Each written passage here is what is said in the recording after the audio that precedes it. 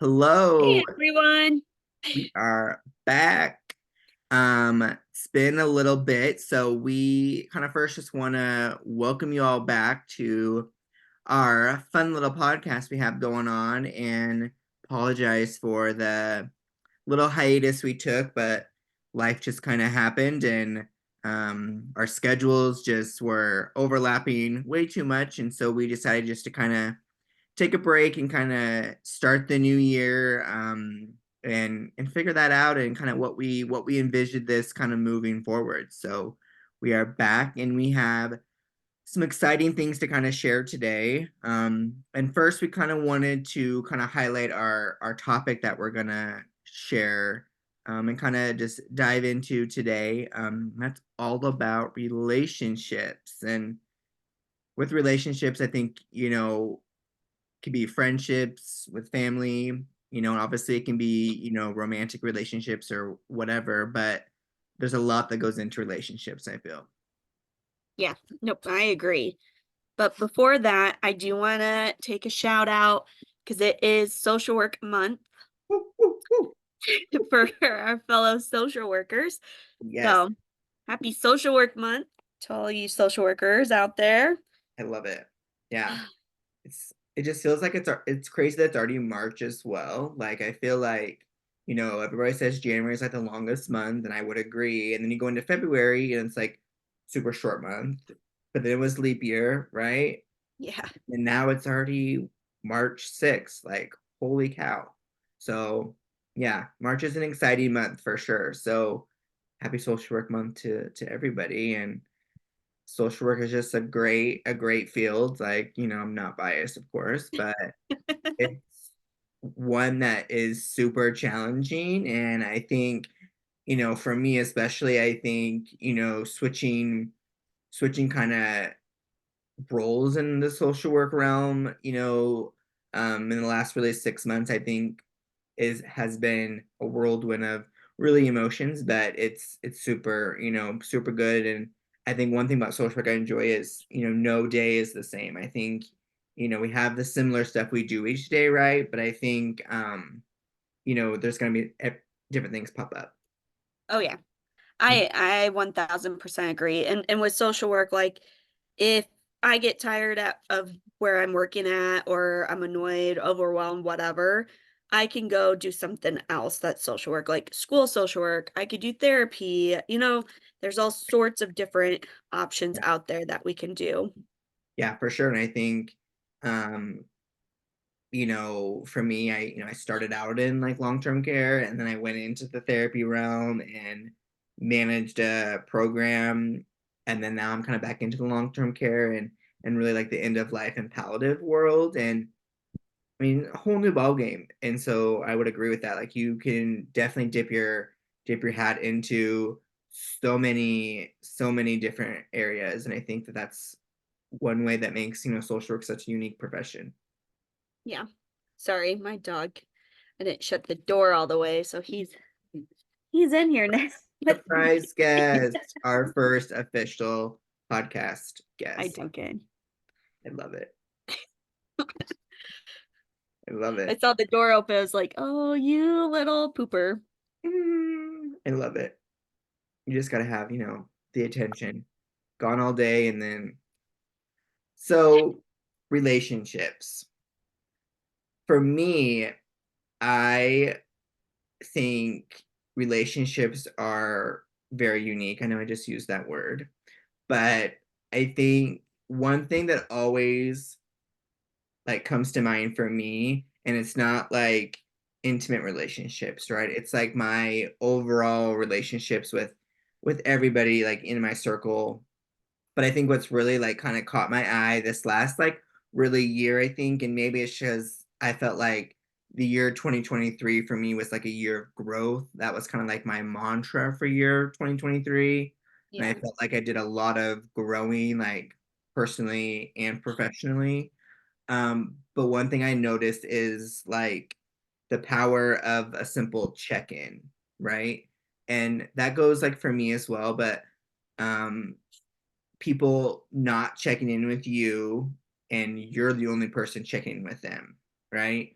Yeah. And not understanding that yourself, right? And to me, it blows my mind of like I am like a trained social worker, clinical social worker, we can say even, and have the background in um, you know, mental health. And I think that sometimes gets to me too of like you're supposed to help people fix their problems. Why aren't you able to fix your own? That gets to me all the time. And it's like silly, but I found this video the other day, and it simply was like the differences between priorities and the check-in, right? If someone doesn't want to check in with you or doesn't check in with you, you're not a priority for them, right? And that can be okay, right? But if you are somebody's priority, they'll check in with you. And that kind Mhm. of goes back to me too of, okay, like I need to reevaluate that. But I've noticed that this past year of I've definitely ended some relationships with people because I felt like, I was the one that was always doing the checking in, like, hi, how are you doing today? Or how was your week versus the opposite. And, I don't know if that sounds selfish or not, I guess, but No, no, I don't think so. Like I always think of like when someone has a birthday party and you're not invited to it, mhm. like that just kind of tells you where you're at in that relationship with them. Like you're not as close or, it because if they wanted you to be there, they would have invited you. And Yes. that's also how I kind of feel like about weddings when I was young, like in my early 20s, where I was like, well, if they really wanted me to be there, I would have been like in the wedding. That was my thought process. And now I'm to the point where I've gone to all the weddings, and now I'm like, if I don't get invited, it's not a big deal. Like I know it's kind of sad, but I'm Hmm. just in the point in my life where I've done all the weddings, I've been in weddings, and I'm just kind of to the point where I'm like, if I don't get invited, I'm like, okay, one Right. less thing to do, one less gift to buy. Exactly. That is a great point as well. I didn't think about it that way, but you know, I think people just try so hard to make their relationships work. And I think that in a way like delays me from opening up for like my future partner too, is I don't want to keep like putting myself out there and it doesn't work, right? Like that's no fun, right? And I'm Mhm. not gonna just sit here and chase somebody either, right? And I also like don't like when people say like, oh, your person's out there, it'll happen when you least expect it. Okay, like that's fair, but when's it gonna happen? Like, Yeah. you know, It um, and That it's kind of reminds me of like infertility too. Like yes. people would tell me at the beginning of it all like, "Oh, just relax. It'll happen. It'll Mhm. happen when it happens. Just relax. Don't Yeah, try so hard." And it's like, right. Or like yeah, trust God, like God's working. Like we know all these things, but like right. when, right? It's the what ifs. We talked about that before in an earlier episode, and it does. It just gets so repetitive. It's like, okay, how much more do we need to do, right? Like how much more do I need to invest, like, yourself, like mentally, but like also like physically too, but also, financially, like in your situation too, like how much more do I need to do, right? Before, Exactly. and it's super frustrating. I think that's my take on relationships because I've only been in like one like relationship, I guess we can classify it as, and I put myself out there completely, like super, like I wasn't like super clingy, like I don't want to sound like a stage four clinger, but like I put myself out there and it was super great, like at first, like it was good, and then it was good and then it wasn't, like it just kind of stopped all of a sudden, and I'm like, okay, like, I kind of like went back and like review kind of like my actions. I'm like, okay, like I can't recall anything that I did or said. And then out of the blue, I noticed on Facebook that he was engaged. I was like, oh, Oh, geez.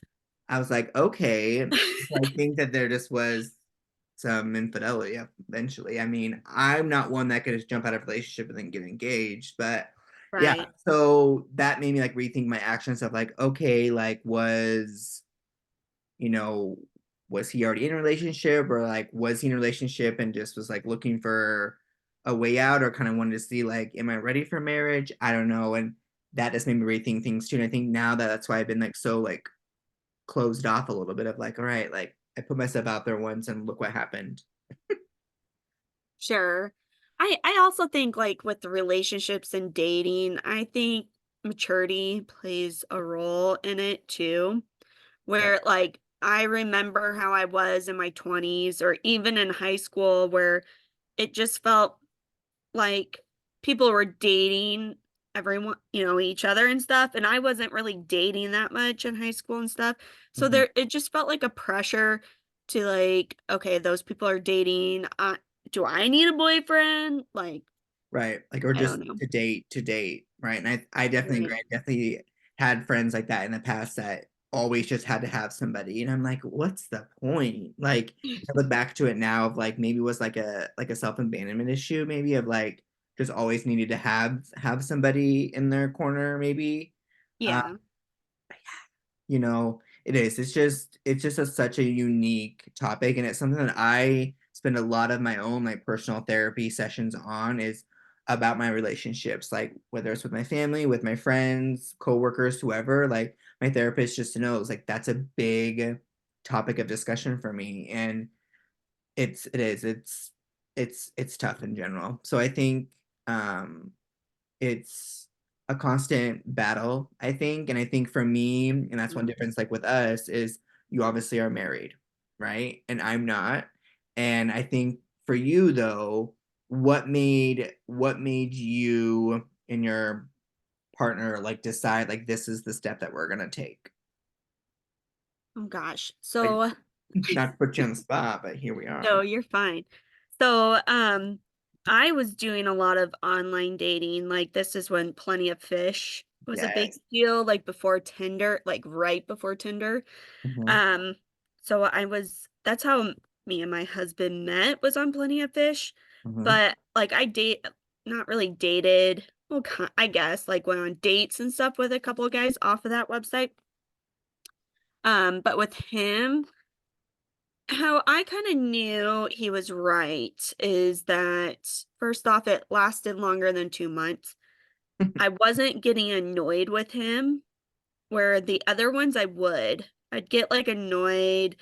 I Hmm. didn't like being called pet names. I still don't, and he'll tell you that. Like, don't Oh, call me pet. I don't know, just like, ugh. yeah. Um, and I also think back to like my prior relationships, just how he has a lot of friends, and when it just for some reason was kind of a turnoff when they didn't have relationships outside of me, and seeing how well like the relationships were, and I don't know, it's just kind of, I don't know, hard to explain. It was just that's kind of how I knew like he was, I was gonna stick together with him. Hmm. And then like the engagement, and I also feel like there was outside pressures of getting engaged and married because everyone else was. Yes. Like I don't know if it's just me where I'm have like that. I still have FOMO, let's be honest. I feel like a lot of people do. Um, but like I do look back now and think about my wedding, and I mean there's nothing that I could change about it, but really like thinking about like back now, there would be a lot of things that I would do differently. But Hmm. I mean, like I said, I feel like at the time when we got married, there was a lot of people getting married that were close to us. Um, so I think that played a role in us like getting engaged, getting married. But I wanted to live with him before we got married. Because I didn't have great roommates. Not necessarily that they weren't great. I wasn't I don't think I was a roommate type of person. That's fair. Um, Because when I lived on my own for a year, that was probably one of the best years. I know it's weird, but it was my Oh, own space. I could do whatever I wanted. Um, so I also wanted to see how we would jive together, living together, see how we got along. And I always said that you learn more about a person when you live with them. So right. living with him, I wanted to learn more about him too. So I think we dated about a year before we moved in. We got engaged almost a year later. So, and it was like a year and a half later when we got married. So, Okay. Wow. Yeah, the to piggyback on like the roommate thing, I would agree with that too. Like I went to college obviously right out of high school, and I my roommate was like my best friend like from childhood growing up, and I didn't like think that was how it was going to be, right? Like I thought I was going to go and just have, random roommates. Um and found out he was going to go there, and his mom was like, "Oh, you guys should room together." And I'm like, you know, okay, but at the same time, I was like thinking, like, this is gonna be like what you need to go out and just experience life, like without people, right? Like, I had some yeah. high school classmates that were going to college there already, so I'm like, I'll get at least have some home from there. And it was fine living with him, like just because we were so close, like it was okay.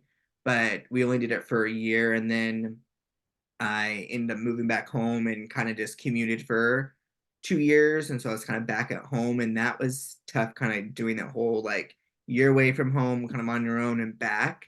And then Yeah. to Kearney, I had roommates, and it was tough. I would agree that I'm one that's better off on my own, but I also like don't want to be so dependent on myself that when that time comes of moving in with a partner, it's like crap. Like I already get like that. Like when I travel with people, family, friends, whoever, and I'm sharing a bed, I'm like, oh, I gotta share some space. Yeah. Yep. So yeah, I think it is. I would have definitely agreed too that I'm definitely one that does better on my own. But I mean, I'm open to the option. Of course, I'm not gonna be like, sorry, you have to just get apartments next to each other, and that's how we're gonna be married. Like, not gonna do Yeah. that. Sounds fun. Yeah. Maybe like 5 years down the road. Yeah. Uh, No, it was, I just not good with roommates. yeah. And I often would, I'd be, thinking back on those days and I would reach out to those people to apologize how I was because I'm like, well, sure, they have their own issues, but I need to apologize for mine at the end of the day after I realized how crappy I was. Right. Right. And it's something too where it's like we don't realize it may have been out of line in a way at that time, right? I mean, because we're young, right? People do things when they're young that they don't realize is an issue, right? Right. And you have to kind of grow up essentially and realize like, wow, like I was out of line, and most people will understand that. Most people in your circle, be like, hey, I get it, like that was 5 years ago. It's okay. Yeah. And if some people don't appreciate it or are not okay with it, then you were right. Yeah. No, I also think, going back to our feelings episode, Yeah. I also realized then I was not in my emotions. Like I wasn't naming them or like just kind of riding that wave of emotions, nothing like that. Like I wasn't putting names to it. So, but regardless, learning moments is how I look at Right. it. Right. And then look where you are now, right? You're living with somebody, your life Yep. partner, and you're pregnant. And you can look back on it now and say, this is where I needed to be to get to where I'm at now, right? I needed to make those decisions then to get me where I'm at now. And I think that's how I kind of look at moving forward into this year for me. And my mantra is still kind of the same of continuing to grow, right? And I want to spend more time in growing personally this year. I think like I've done a lot of growth professionally over really the last kind of really like 3 years, like really since grad school. I think that really kind of prepared me for the growth I needed. So I'm not necessarily looking for more growth professionally, but personally, in relationships at the top of the list, I think that I'm now ready to kind of put myself back out there and realizing I'm probably going to have to look elsewhere versus in my small circle of people here, because I've had run-ins where you have the straight males like will reach out, and I've like heard about this, right? Like I've heard about this like on online and on social media and stuff like that, that you'll see like a straight man reach out to another man for attention. And I'm like, this is stupid. Like this is not a thing. Like Right. why would it be a thing, right? They're straight for a reason, right? They could be married for a reason. What's the thing? And it obviously comes down to like intimacy. And I was like, that's not, maybe in my 20s, I would have been like maybe into it just because you're younger and, you don't think, maybe appropriately at that point, maybe. But now, like, it's happened now in my 30s, and I'm like, I'm not wanting to play around with that anymore. Like, that's not something that, excites me or like interests me because there's more people involved now. Yeah. Like I don't want to ruin a relationship, like if they're in a relationship and you don't know, right? But also like I don't want to like mess with their feelings, like because what's going on there, like, you know I don't know, because for me, like I'm obviously not out there like looking to hook up with girls, clearly, like that's not something I'm doing, so I'm not reaching out to like my straight males like wives and say, hey, like what's up, like, you know so you think about that, and that's kind of what gets me to, I think, of recognizing that of what's going on and what does that look like, and I'm reading into it more and like looking at articles and stuff, and this is common a lot of places, and it just kind of blows my mind of what the whole motive behind it is. And yeah, that's my other take on it. I also think, like I said before, a lot is like growth and maturity Right. too.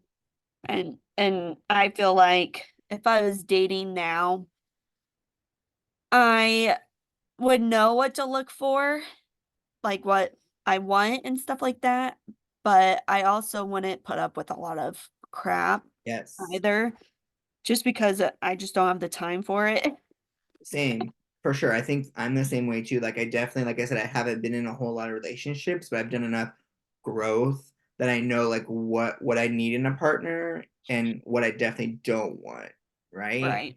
And I wouldn't have been able to do that without the growth that I've done for myself. So it's definitely interesting. And I think that, I have a target on my back, obviously, with my sexual orientation. I think that's obviously a big part of it, I think. And I don't like want to like downgrade myself, but like obviously the dating pool where I'm at now currently is not, super, super swimmable, we can say. Right. And There's not a lot of fish out oh, there. yeah, not a lot of fish to kind of try to catch. There's not plenty of fish. Right. But I did see this TikTok the other day, and it was like when a friend comes out as gay, they're no longer the athletic friend, the funny friend, the smart friend, the macho friend. They're the gay friend, right? That's how they're associated with. And that might not be obviously true for many people, but this was on like a therapist like page that I follow. And obviously, like I don't believe everything, but I do believe that because I definitely got that vibe from a lot of my friends. Uh, Yeah. you're no longer Joey the funny friend. You're our gay friend Joey. Okay, Yeah. like now it maybe doesn't bother me as much because I'm older, and but like younger, like when I definitely came out, like it was like my late 20s actually when I did. I definitely felt that vibe like right off the bat.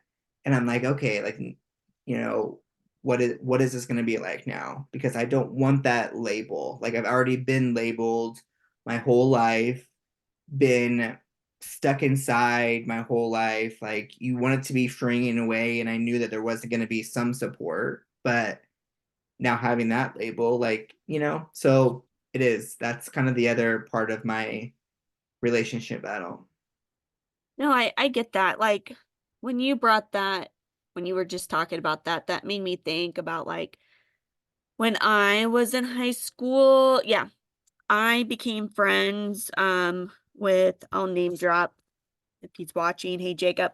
But I became friends with Jacob, who was from Plainview, a neighboring town to Creighton, and he was gay. And so when I would talk about him, I would say like Jacob, my gay friend, instead of just Jacob, my friend, or Jacob, who is my friend. Mhm. So, I kind of think back about how I would introduce him or talk about him and stuff Right. like that. When he would be, he would play golf, he was out for chorus, he did other things. He loves watching football. So it's like, Yeah. why would I just say, this is Jacob, my gay friend? Because that's not just all he is, there's more Right. to him. Right. And that's exactly takes me back to like a training that we're doing at work right now.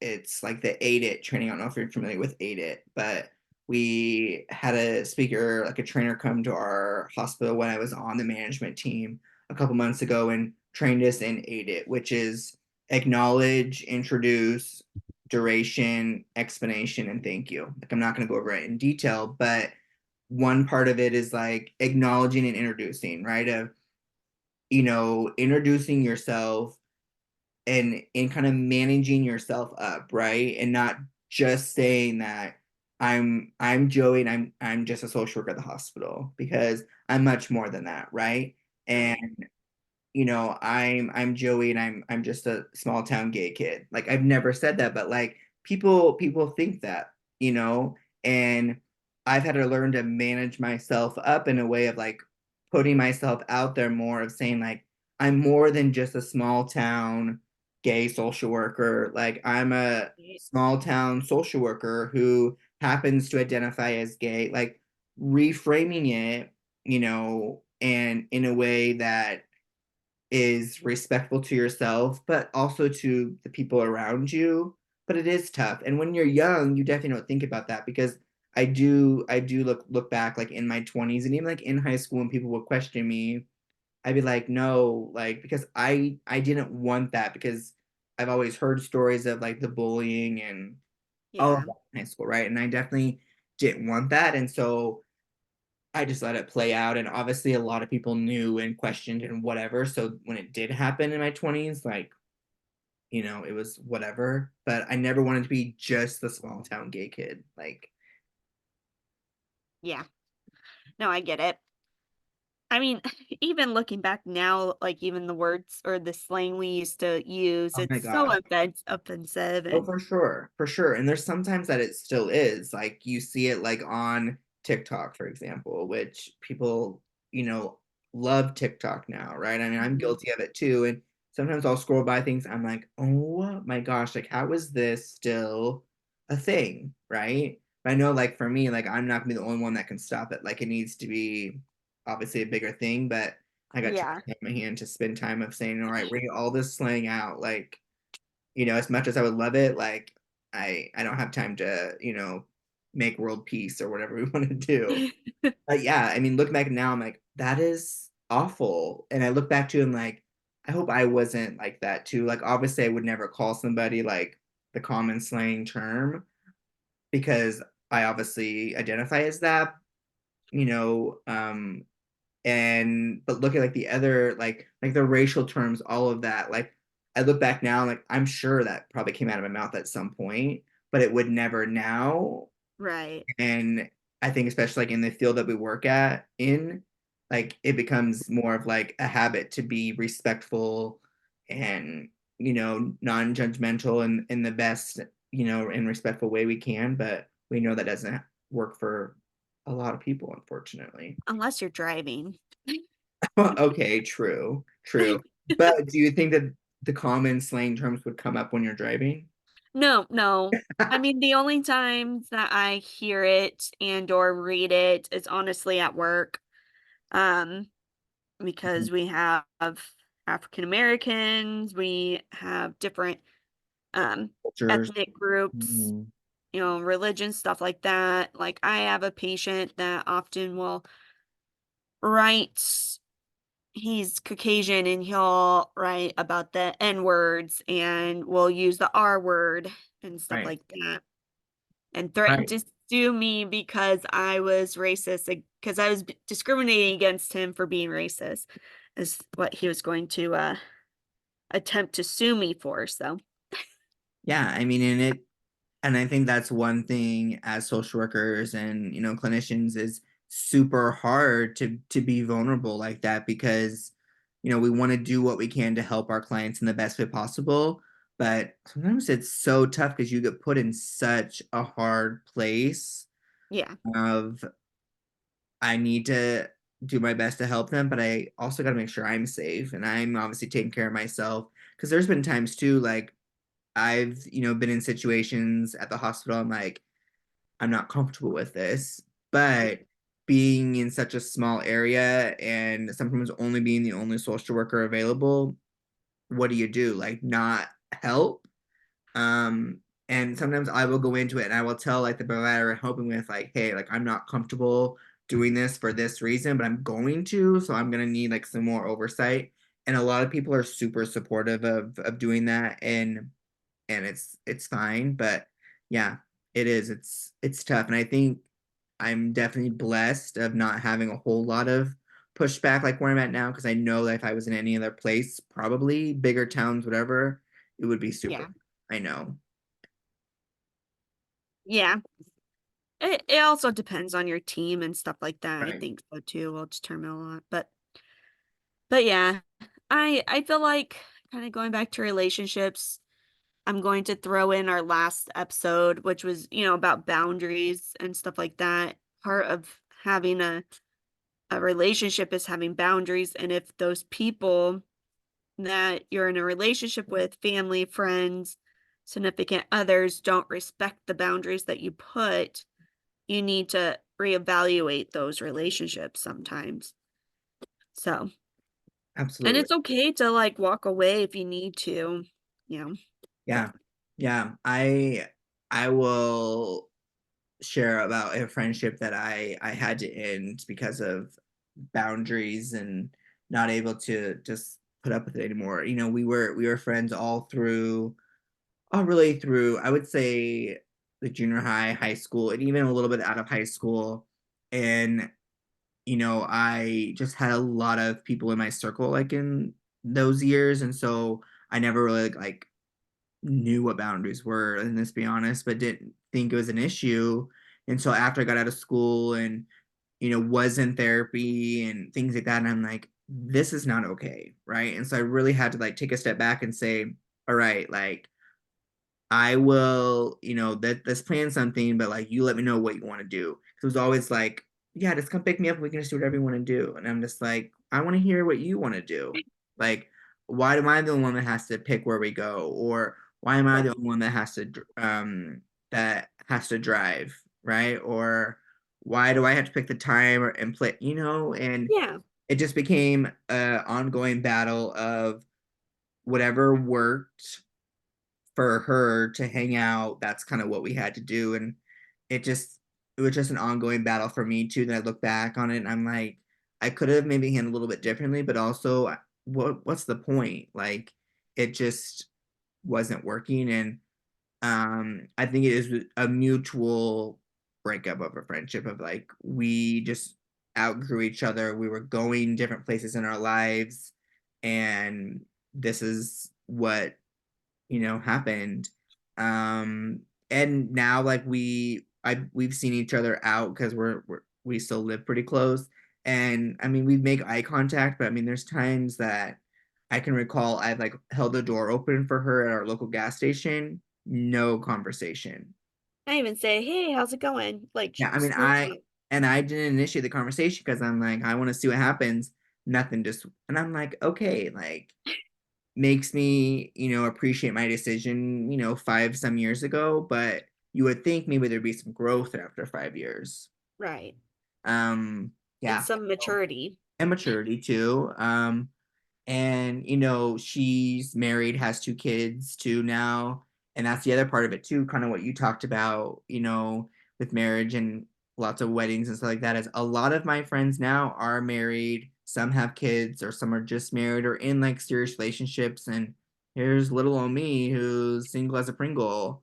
And it's tough because if I want to hang out with those friends, I know there's going to be a lot of planning that goes into it. And so Yeah.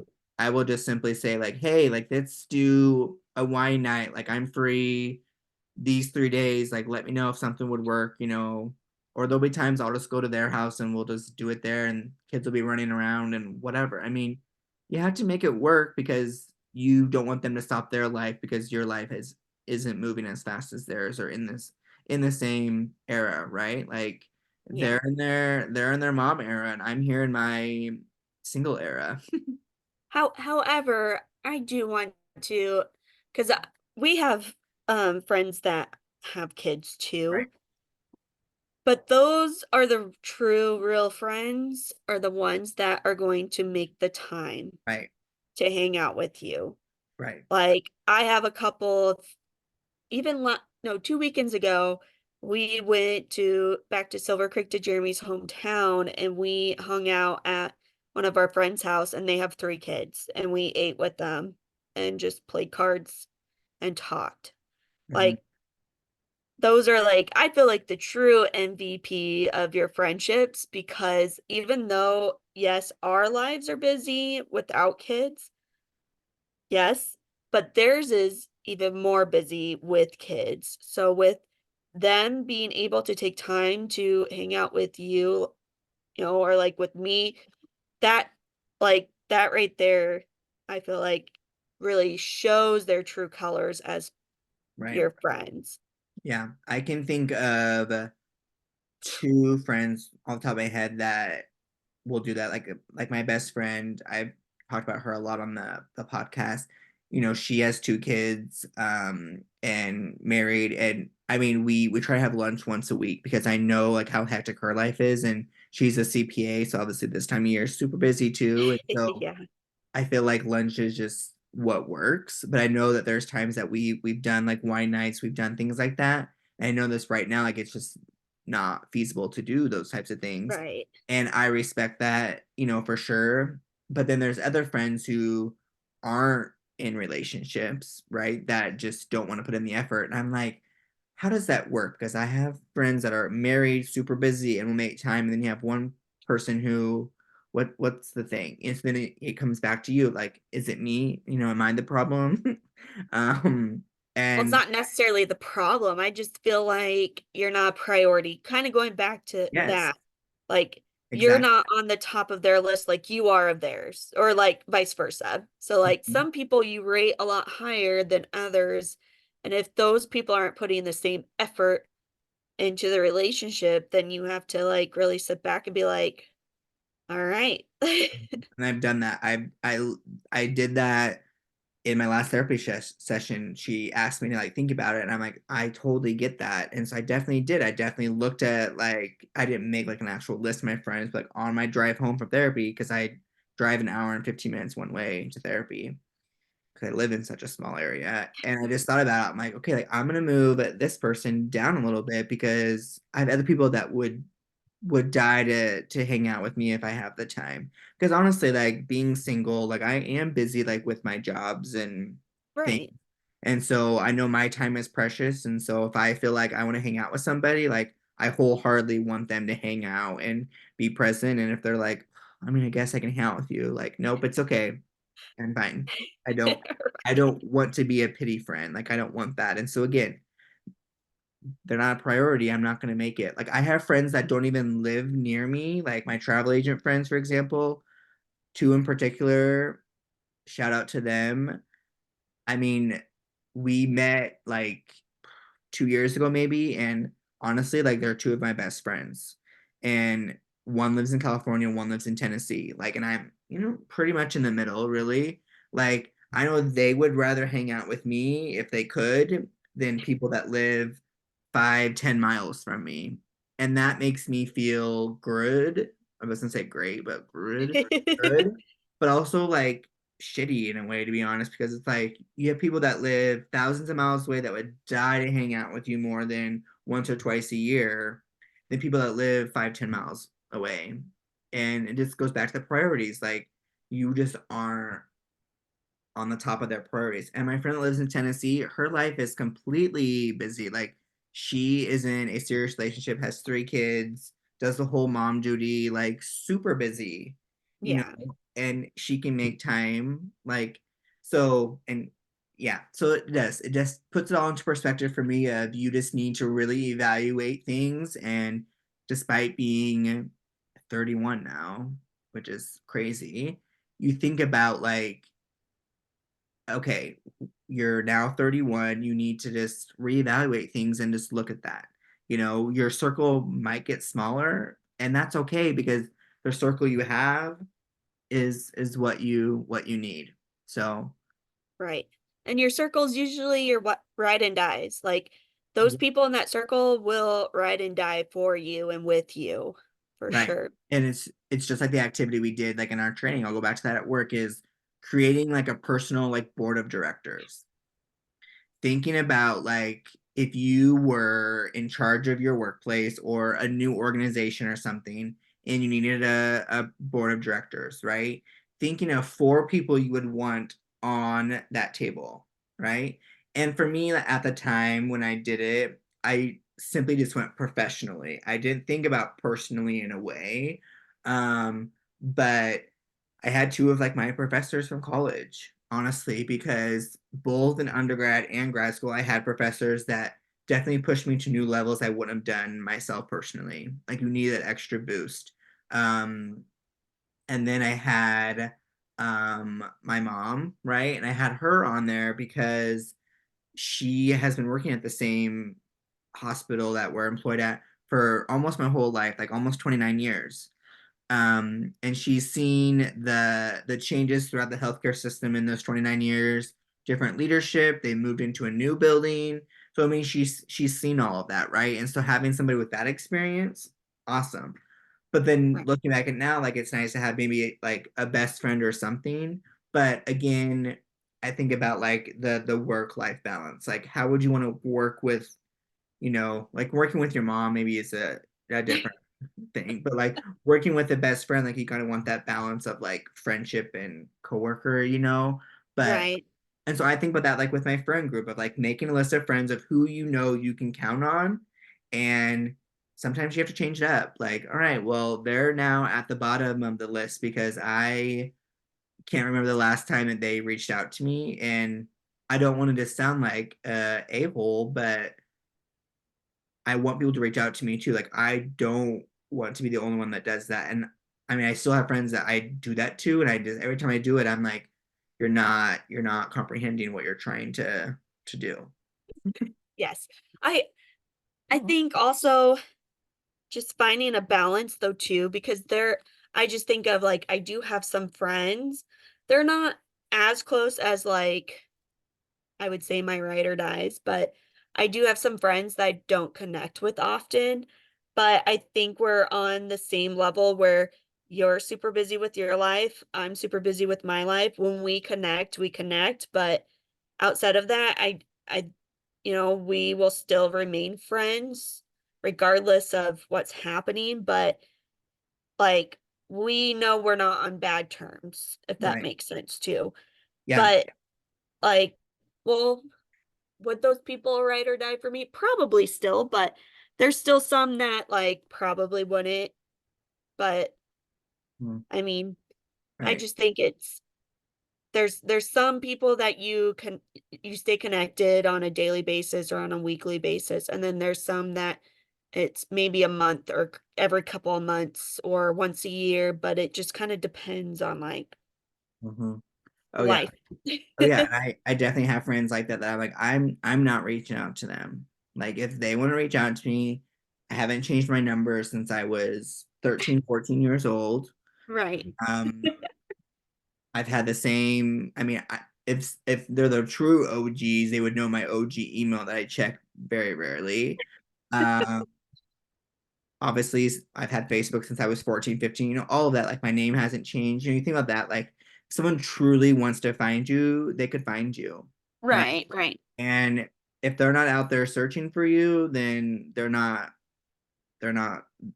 wanting to do so. No, I agree. I also, yeah. I mean, I see it both Right. ways. Like I said, like there are some that are just like, I'm just gonna say like just Facebook friends. They're Yeah. just they're just there, So there to just keep the friend count high.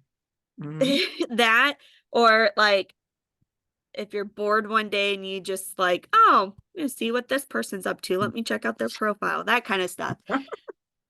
Like I, those are going to be the people that if you see in public, you may do some small chit chat, you mhm. know, Yeah. but And that's about it. right. Oh yeah, for sure. I mean, and one thing too that catches my eye is obviously still living like in the area that I grew up, like and went to high school with. Like I definitely have like high school like classmates that live around here. And same thing, Yeah. I can hold the door open for them somewhere and there's no communication. And again, like I could be the one to make the like first like, conversation, but I'm like, I don't need to do that either. Right. Um, but it's sad to think like how it was then. I mean, one in particular, like, I mean, we were close in high school. And then it's just like now it's just like we could just pass each other by and it's like no big deal, you know? And even my best friend from high school, I mean, I would still consider her a best friend for sure, but our lives have changed so much. Um, and I mean, she's still one of like my favorite people, I guess we should say, in the world. Use my grammar. And we can go months and months without, but when we see each other, it's like we're right back where we were, right? Right. And it's special to me because I I mean went through so much with her, I think. And I have a lot to like thank her for, and she also went through a lot as well, like in high school. She got pregnant in high school, and I feel like I was, kind of her like um resort in a way where her obviously boyfriend and now husband, which I think is incredible in a way, but Yeah. I mean, they had each other, but like they're you walking in there and knowing like we're in a small school, right? Super small, right?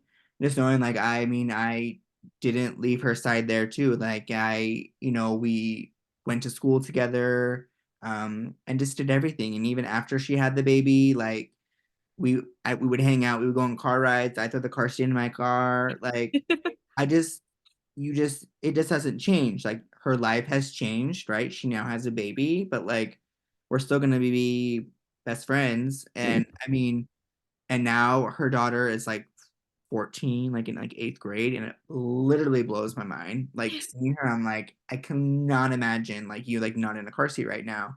And she has three other kids now, like married to him, and it's just wonderful to see like what she went through as a teen to now. I mean, it honestly like makes me emotional at times, but I mean, I still just love her so much, and I mean, we talk here and there, but when we see each other, I mean, it's great. Yeah. I also like it kind of makes me think of the different parts of my life too. Like I said, I don't really have any best friends from high school. Like one of my best friends is from my first year of college at Northeast, but I still had I don't it's so weird, but it kind of puts in perspective of like the seasons of life that you go through.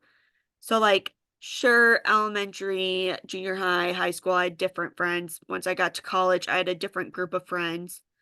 Mhm. Even different group from my first semester to my second semester to like when went to UNK, just how much it changed over time, and then like even now one of my best friends is a fellow social worker that I shared an office with at LRC, and we still like today we went out to lunch today. So, because she's one of those, like, she's super busy, so am I, but she has kiddos. So the only time that we can really connect is at lunch, and we do it once every week, once every Exactly. other week. So Exactly. You know, if you want the relationship to work, you have to mutually agree like what it's gonna look like, right? And yeah, I think for me, like as bad as like I want a relationship and I mean want a family at some point, like I know that that's just not where I'm at in life right now. Like, am I hopeful it's gonna happen? Absolutely. Is it gonna happen? I have no idea. Like, I don't want to be like super like manifesting of like, "Oh, I'm gonna get married this year. I just know it. Like I literally thought I was gonna be married and have kids and all the things by 30, and now I'm 31 and here I am. Like it just doesn't. Sometimes life just doesn't work the way you envision it to. But you have to kind of just deal with the cards that you're dealt with. That's so cliche to like say, but honestly, you do. Like right. you're Yeah. dealt with the cards for a reason, right?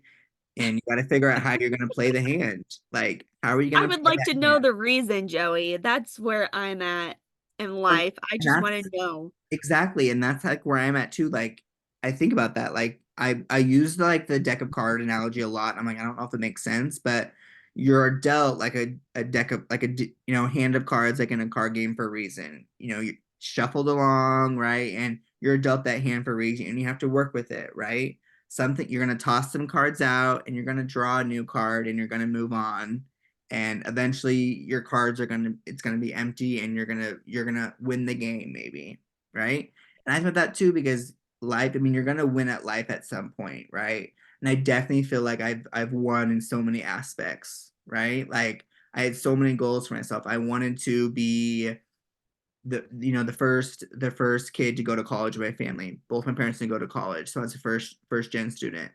I got my associates, my bachelor's, and my master's, and I was obviously going back for another master's and not doing that. But so I definitely, I handled that. I won that game, right? I was dealt with all those cards and I won.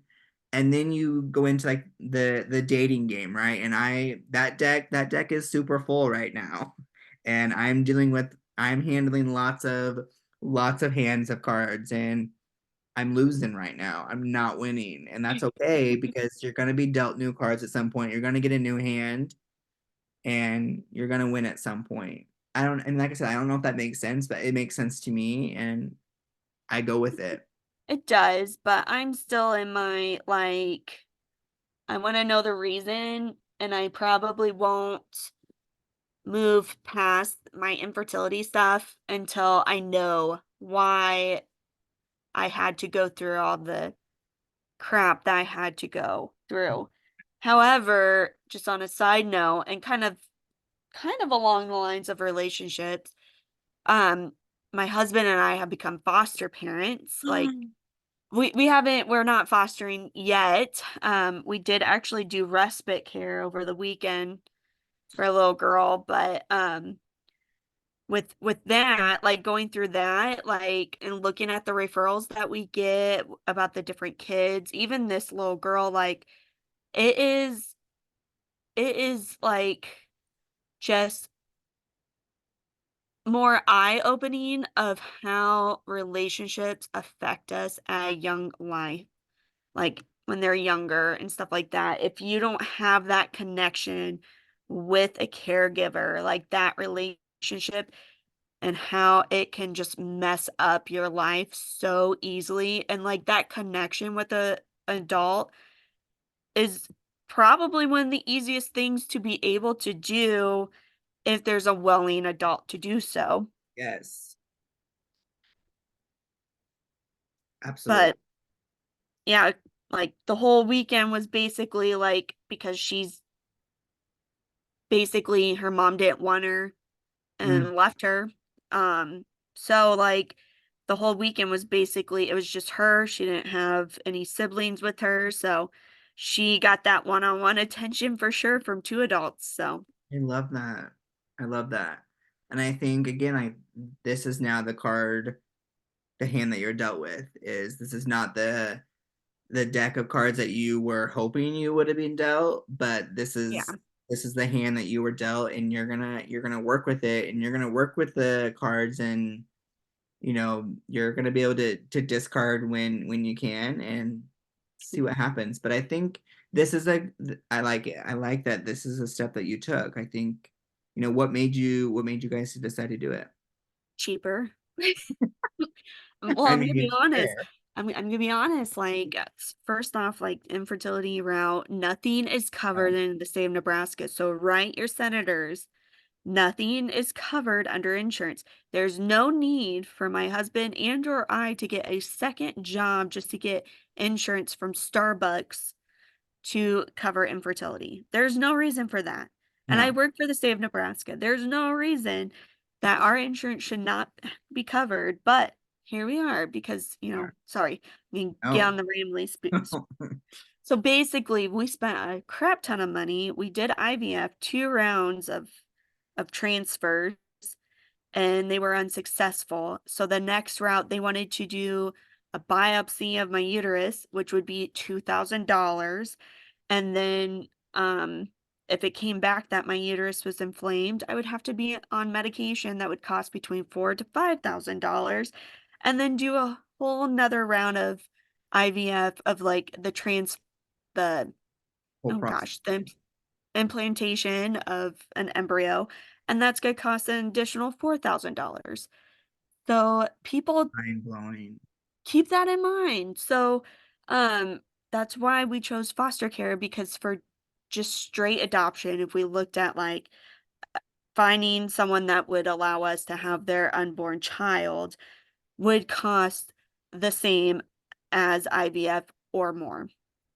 And we looked at an agency, and there could be a potential that if this mother didn't have insurance, we would have to cover everything. Like, if they needed help with their rent, we would have to pay for it. So it was just like, why go through all that for a maybe?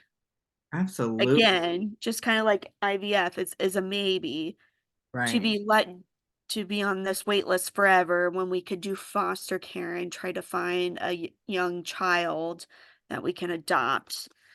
So that's why we did what we did. It's an incredible thing.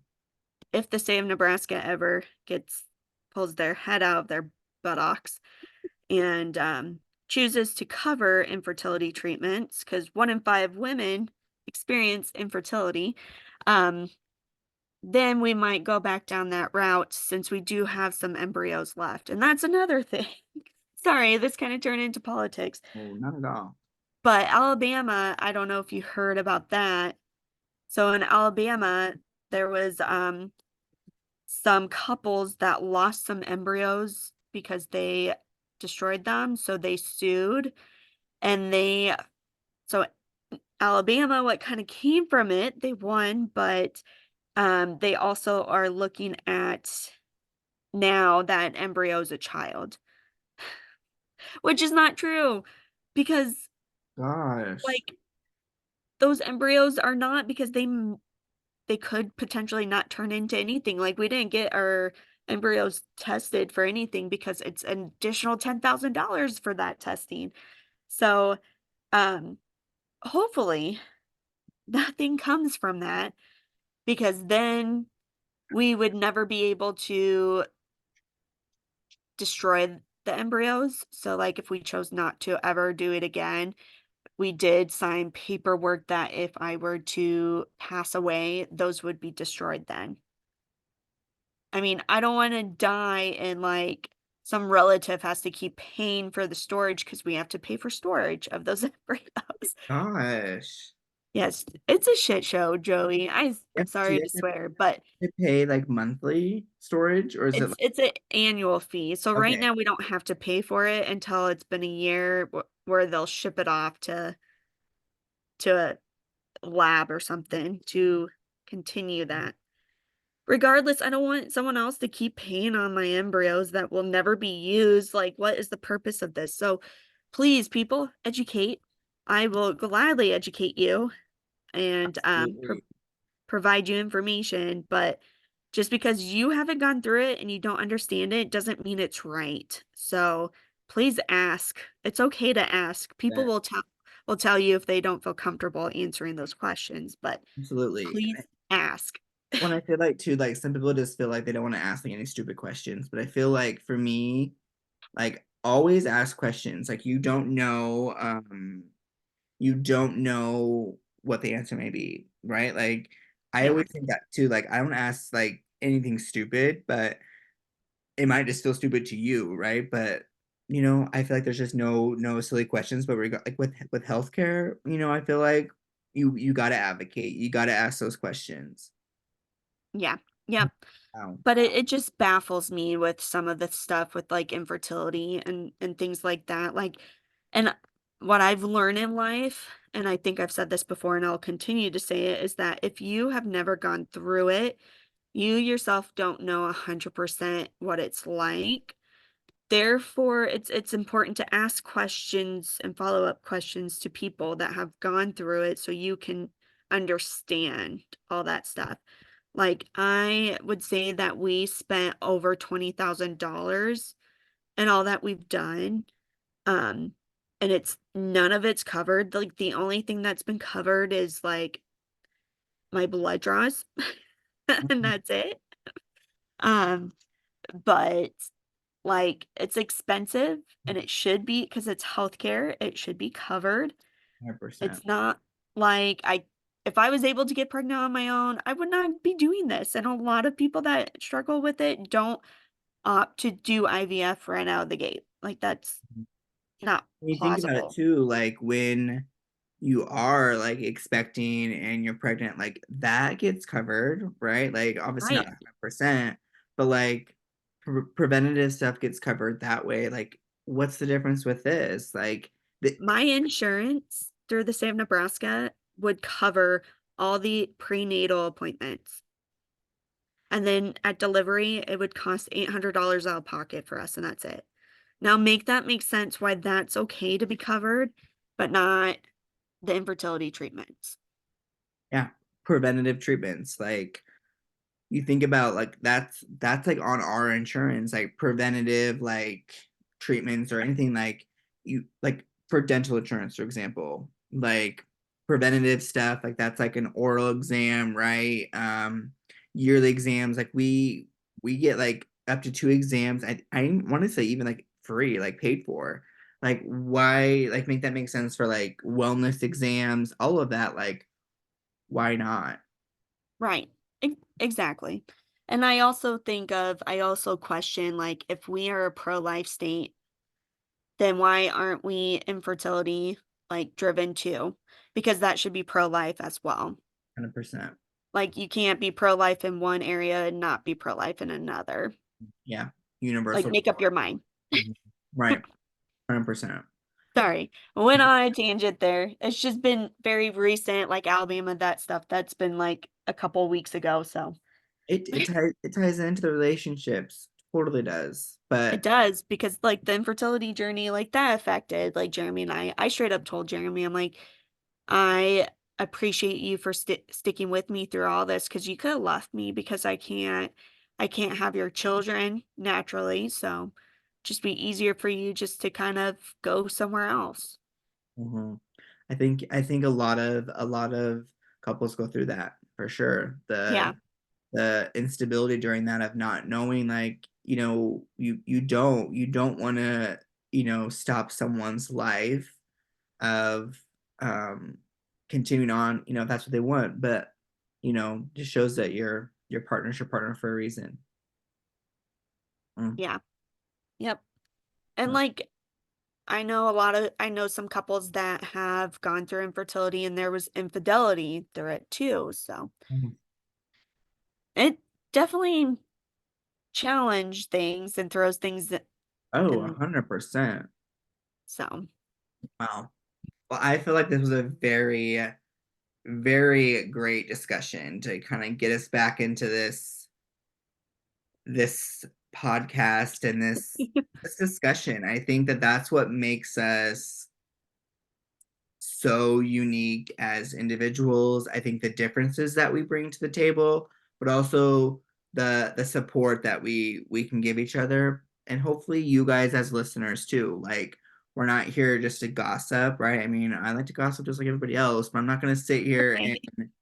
just gossip about Betty Sue down the road. Like, you know, Well, and I wouldn't know Betty Sue down the road for you, so Betty Sue, since we actually. live I just, kind of uh, I think it's just super important just to find your circle and find your people that truly prioritize your friendship, right? Doesn't mean they have to text you, call you, message you every day of the week, but prioritize your relationship with them. If you're noticing that you're not a priority, then change it up yourself, right? And just take care of yourself, right? Find your peace and quiet and determine what that looks like for you, right? My peace and quiet is I'm a traveler.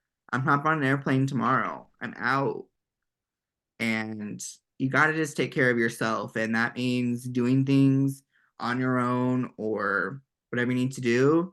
I'm gonna see my travel people tomorrow, my California, my Tennessee friends. I'm seeing them, and that's what makes me excited is you find people that prioritize your friendships and you do what you need to do.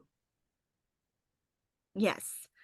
And my challenge for you guys for this until we meet again, um, is to reach out to those people that you consider to be in your tribe and just a simple I appreciate you and I hope you have a good day is all really anyone really needs. Right. A simple check-in can go a long way. Just a simple like hello, how are you? Or I'm thinking of you can really change somebody's outlook on the day, right? You just never know what somebody's going through and you just want to be that person for them. And I think it's wonderful. It's a wonderful thing to just keep your tribe close and just keep it where you want it to be. So we are going to return here in the next couple weeks. We'll see what it looks like, but we want to begin our next chapter of this journey and bring some guests on.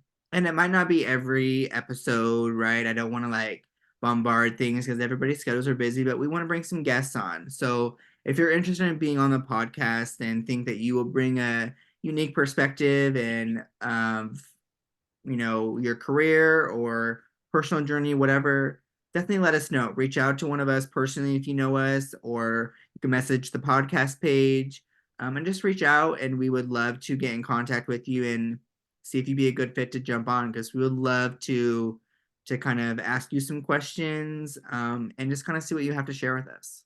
Yes, I agree. And also provide us with different topics that you want to hear from us or discuss or um whether that's like reality shows, travel, any therapeutic stuff, want to ask about our careers, whatever the case may be, just let us know and we'll we'll jump into that. Absolutely. Absolutely. I hope you all enjoy this episode and I hope you all have a great rest of your March and your week and just take time for yourself and God bless you all. Yeah, see you guys later.